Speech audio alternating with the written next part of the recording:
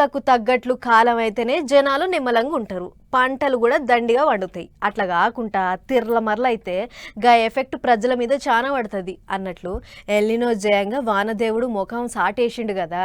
అగో గా వాన శినుకులు యాళ్లకు పడకపోతే ఎంత పర్షాన్ అవుతుందో మీరే చూడుర్రి. శినుకులు లేక ఒక్క రైతులనే ముంచుతుందని అనుకున్నాం గాని ఇప్పుడు ఏకంగా దేశ ఇంధన వ్యవస్థను దెబ్బతీసి అంత అద్రగనం మోపైంది.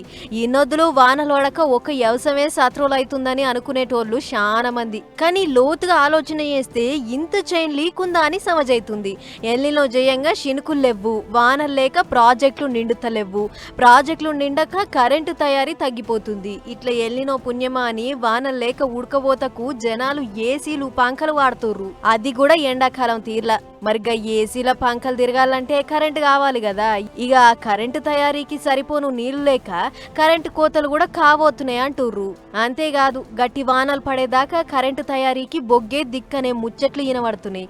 మరిగా ఎల్నినో ఇంకెంత ఆగం చేస్తుందో ఏమో గాని వానలు యాళ్లకు లేక గా ఎఫెక్ట్ పంటలు ప్రాజెక్టులు ఆఖరికి కరెంటు మీద కూడా పడుతుంది. చూడాలి మరిగా ఏమైతుందో.